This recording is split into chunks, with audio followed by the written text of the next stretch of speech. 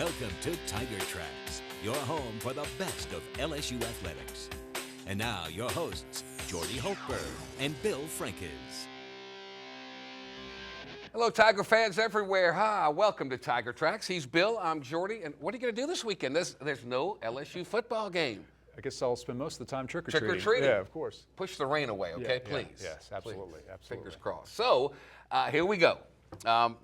Seems like it comes down to this every year. Yeah, it really does. That November 7th battle between LSU and Alabama with a little bit at stake, I would say. Absolutely. Both teams, of course, will be in the top 10. Alabama already has a loss in the SEC. LSU is undefeated, so there's certainly a lot on the line. On November 7th, it's a 7 o'clock prime time game. Yep. But now it's the fifth year in a row that CBS has selected LSU Alabama to be in prime time.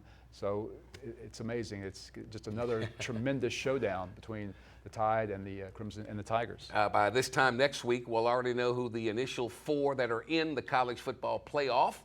I'm fully expecting LSU to be on the inside. I'm expecting Alabama to be on the outside. But anyway, mid-season review. Garrett Walford will join us with that. Paul Mainieri will join us. Yeah. Code sign Pinto. Well, we'll explain what that's all about. Plus, another thing we've got going on, soccer. Soccer is contending for an NCAA tournament berth. They wind up the regular season this week, tomorrow night against Kentucky, and hopefully they'll be in the NCAA conversation next week. All right. It's Halloween week, so happy Halloween early to you. All right? Always reminds me of the Billy Cannon run. But we'll come back. This is Tiger Tracks on CST.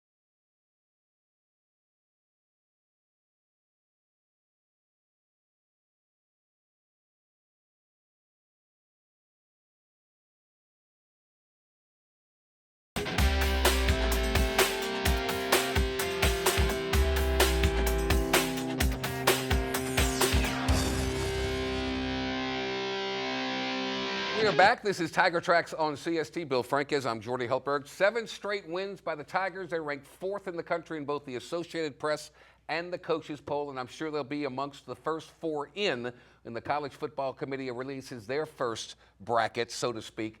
I mean, you've played everybody you're supposed to, and you've handled them all. Tiger fans couldn't have asked for much more. LSU is right where it wants to be. Now, it's kind of been an unusual journey to get to 7-0 because of some of the issues that have occurred, but LSU's in great position. Garrett Walford files this report on where the Tigers are at midseason. Entering a well-deserved bye week, the LSU Tigers are undefeated at 7-0, including 3 wins against top 25 opponents. Now ranked number 4 in the nation, the Tigers have been top 10 in the polls in all 11 seasons under Coach Les Miles. LSU's success has come from its tremendous ground game, pounding out 200 yards or better in all 7 games in 2015. Sophomore sensation Leonard Fournette leads the country, averaging 193 yards per game, over 40 yards more than his closest competitor. Fournette also leads the nation with 15 rushing touchdowns, just 5 shy of setting a new LSU single-season record. The offensive line has paved the way for all 4 Tiger running backs to average better than 5 yards per carry. Senior standout Vidal Alexander anchors a veteran line, ranking 1st on the team in snaps played and 2nd in knockdowns. Alexander's versatility has allowed him to start at the guard and tackle position since his true freshman season of 2012, missing just 1 start in 4 years due to injury. Junior Ethan Posick is in his 2nd season as LSU's starting center and leads the team in knockdowns, allowing for big gains up the middle by the Tigers' rushing attack. Posick, who stands 6'7", 310 pounds, has yet to allow a sack and provides great pass protection for Brandon Harris. Harris has excelled in his first season as starting quarterback, completing nearly 60% of his passes. The sophomore is yet to throw an interception in 7 games while spreading the ball around to 14 different receivers with 9 touchdowns. Fellow sophomore Malachi Dupree leads all wideouts with 5 touchdown catches and an average of 19 yards per reception. Dupree has scored 4 touchdowns in the last 3 games, including a pair against undefeated and 8th-ranked Florida. Redshirt junior Traven Doral, LSU's leading receiver in 2014, again paces the team in total yards with 426. Doral and Malachi Dupree are both ranked in the SEC's top 15 in receiving yards. LSU's offense is averaging 11 more points per game compared to 2014 and has been ferocious in protecting the football, losing just 2 fumbles with no interceptions. On defense, the Tigers have racked up 18 sacks in 7 games, just 1 shy of last year's total. Junior lineman Lewis Neal leads the team with 7 sacks and 7 quarterback hurries. The North Carolina native is 4th in total tackles and pass breakups. Cornerback Trey White helps lead the secondary and wears the prestigious number 18 jersey for LSU. The former freshman All-American's talents extend beyond defense, returning punts on special teams, including this 69-yard gallop for a touchdown in the Carrier Dome against Syracuse. 2 linebackers lead LSU in tackles as Kendall Beckwith, a junior from Clinton, Louisiana, and Deion Jones, a senior from New Orleans, are tied with 51 stops. Beckwith, who might be the team's hardest hitter, stands 6'2", 252 pounds, and has also registered 5 tackles for loss. Jones has been active all over the field, recording a pair of interceptions, along with 2.5 sacks and 5 quarterback hurries. Junior kicker Trent Domain has matured from a walk-on to the nation's most accurate kicker. Domain has been perfect on all 9 field goals in 2015 and is a threat to put 6 on the board now, too. Domain scored the game-winning touchdown on special teams against undefeated Florida, dashing 16 yards into the end zone, giving LSU the victory 35-28. The Tigers have 4 regular season games remaining, all against teams from the SEC West, and the gauntlet begins November 7th in Tuscaloosa against top 10 Alabama. For more information, log on to lsusports.net. Reporting for Tiger Tracks, I'm Garrett Walker. Thank you, Garrett, very much. So we have to be patient, Grasshopper. Be patient. November 7th will come soon enough. Absolutely. Of course, Garrett outlined everything that's happened so far. But the LSU defense, I think, doesn't get the headlines because of the dominance of Leonard Fournette. But I think the defense has really done a remarkable job. I love Deion Jones, that senior who waited his time to earn a starting role, and now he's the Tigers' leading tackler. Forget about that. Brandon Harris. Yeah. That's the thing. Yeah. Unbelievable turnaround. What a season he's having. Back with more. Paul Mainieri joins us next on Tiger Tracks. Tiger Tracks on CST is being brought to you by Capital One Bank, the official bank of all things Louisiana, and by Louisiana Propane Dealers. Get up to $1,200 in rebates on propane accessories. Find out how at louisianapropane.com.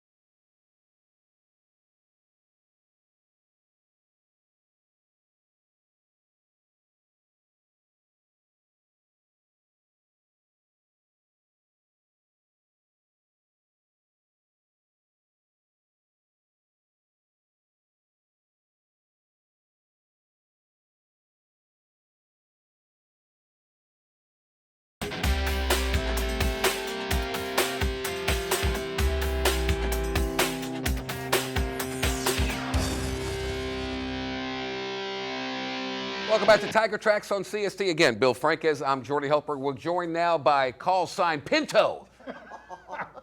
What?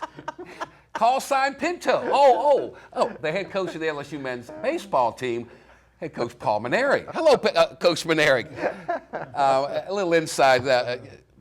Get to fly with the Thunderbirds. They give you a name, and you are forever Pinto. No, come on. No, I'm now. kidding. I'm kidding.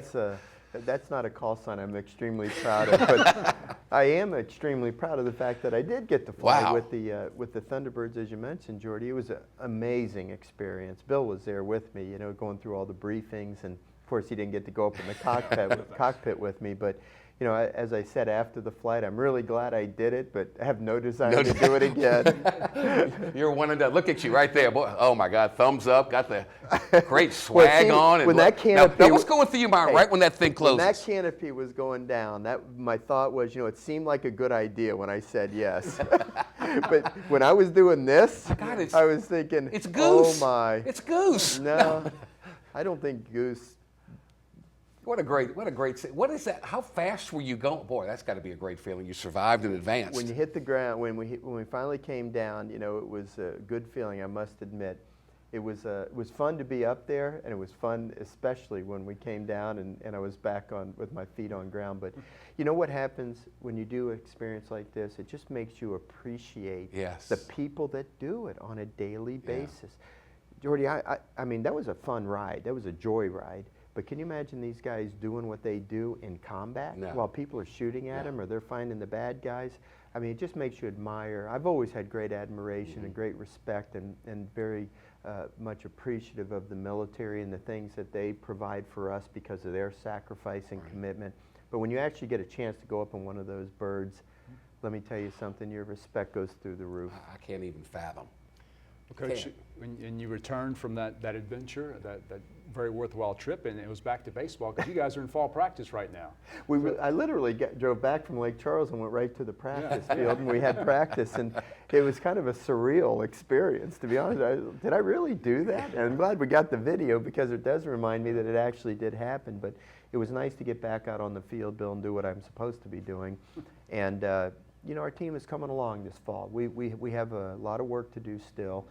Fortunately, we have a very experienced pitching staff, as you know, returning, led by Lang and Poche and several other guys.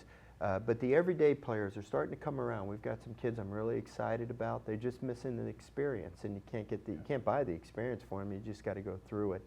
But I feel like we're better now than we were 3-4 weeks ago when we started fall practice. I think we'll be better in February than we are now, and hopefully we'll be a lot better in May and June than we are in February. I got to go back to the Thunderbirds this thing. Guy can't get away from this thing. I just want to know how fast you were going, and what was it like when they turned that thing upside down and doing spin? What was that like? Yeah, that was unique. It was unique. We were going about 800 miles an hour. Oh man!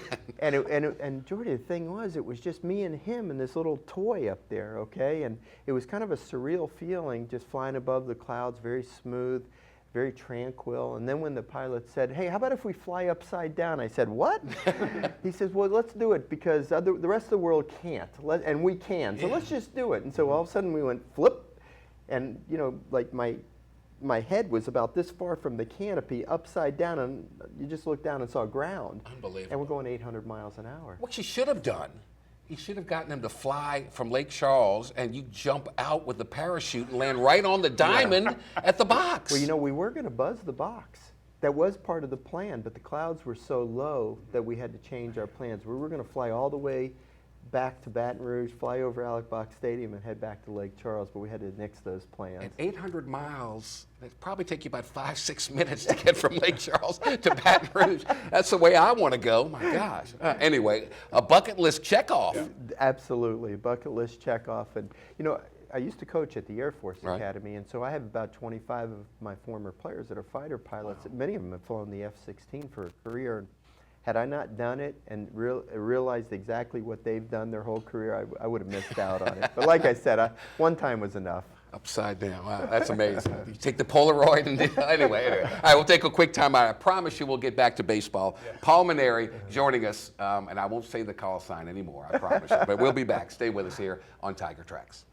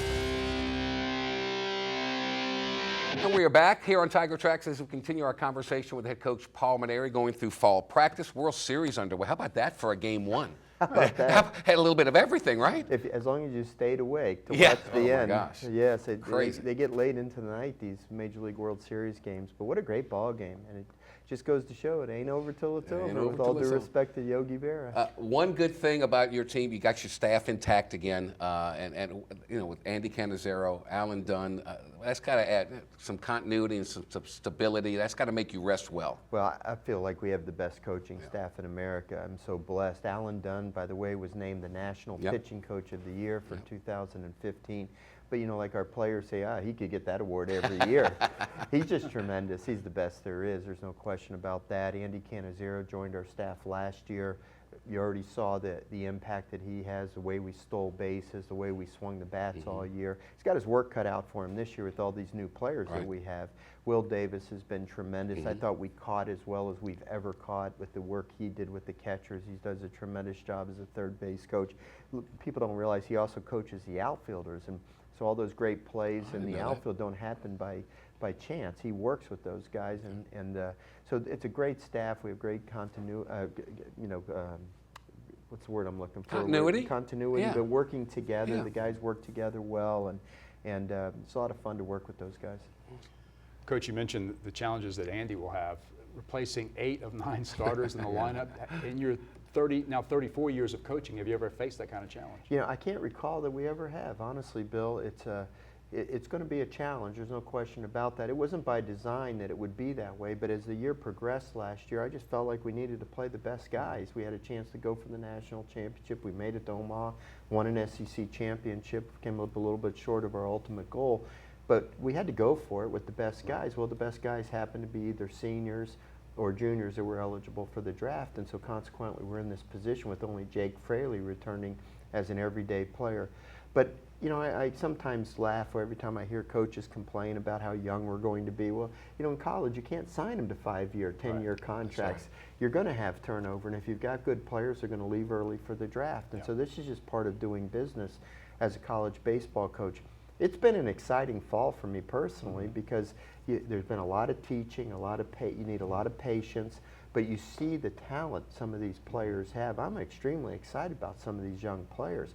We could play as many as 3 or 4 freshmen in the lineup, you know, every day. And there's going to be some growing pains, of course, but when they do some spectacular things, boy, does it get you going. But, you know, pitching is so important, and Alex Lang, Jared Poche, been through the wars. You know, that's got to give you confidence. Well, that's a great place to start, Jordy. You know, last year was almost the exact opposite. Yep. We were very experienced with our everyday lineup, but we didn't know what Alex Lang was going to do or some of those other guys, and so they made it. You know, Lang did okay, 12-0 as a freshman, and so now we hope the position players will do what he did, you know, last year. But starting with Lang and Poche, you know, when Austin Bain comes back, he's missing fall practice with some minor surgery on his shoulder, but we think he'll be just as good or better, you know, hopefully in January. A lot of guys like Stallings and Newman and Bug, people that pitched some big innings for us last year, are all back. And again, you got Alan Dunn. Plus, we've added a couple of pitchers to our staff. We only lost Zach Pearson, but we've added a couple of guys like John Ballack, the lefty out of Akron, Caleb Gilbert is a freshman, and Riley Smith, a junior college transfer, I think are going to help us a lot. So, can you tell right away? I mean, can you tell, like, okay, this guy can pitch on the weekend in the SEC for us? I don't think right away. I think it takes a little time. Like in Riley Smith's case, he came here with a really good arm, but Alan Dunn's worked with him on developing his secondary pitches, a lot of things about his mound presence and the selection of pitches and so forth.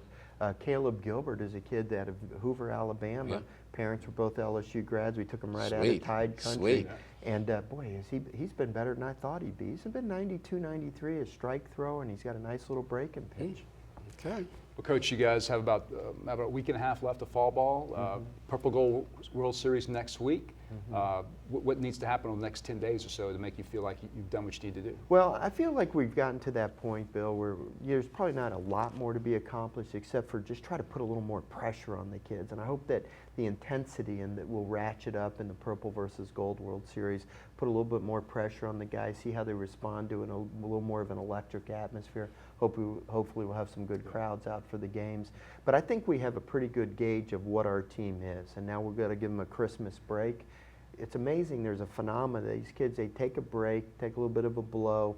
They think about things. They go home. They relax. They work out on their own. They come back better than they were when we ended fall practice. That's awesome. Paul, thank you so much. Congratulations on your trip. I'm glad you're okay. I'm glad you're all right. Paul Mainieri, Paul F-16 Mainieri, joining us here on Tiger Tracks. We'll be back with more. Stay with us. Tiger Tracks on CST is being brought to you by Capital One Bank, the official bank of all things Louisiana, and by Louisiana Propane Dealers. Get up to $1,200 in rebates on propane accessories. Find out how at louisianapropane.com.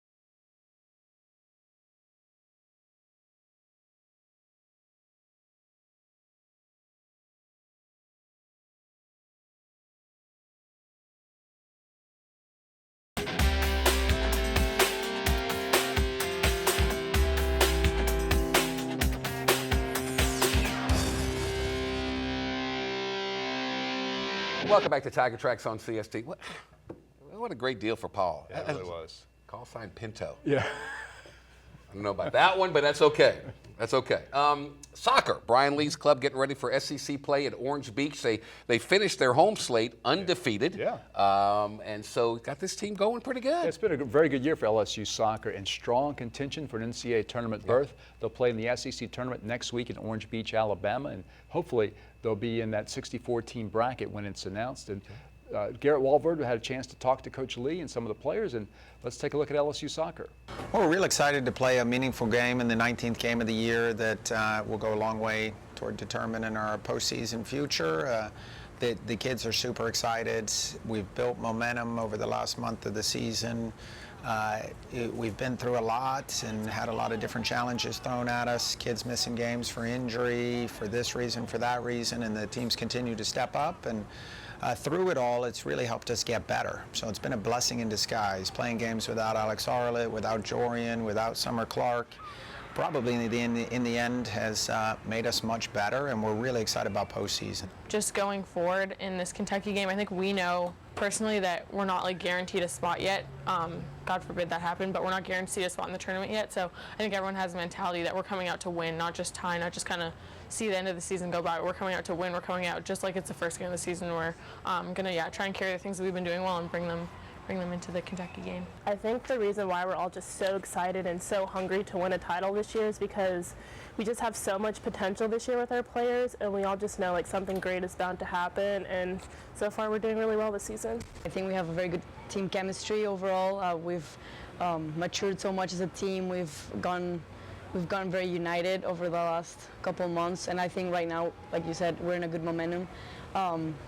We just have to keep going, finish this, regular season and go into the SEC tournament with this momentum and into NCAAs. Yeah, well, Ruby's as good as it gets in terms of shot stopping and cross catching, which are the major things you're looking for from a goalkeeper. And her game management has grown by leaps and bounds during her time with us. You know, even late this season, I think she's still improving in her senior year. And I thought the game Friday night against Mississippi State was probably the best game she's ever played. Her continued ascension as to a top-flight goalkeeper is really helping us.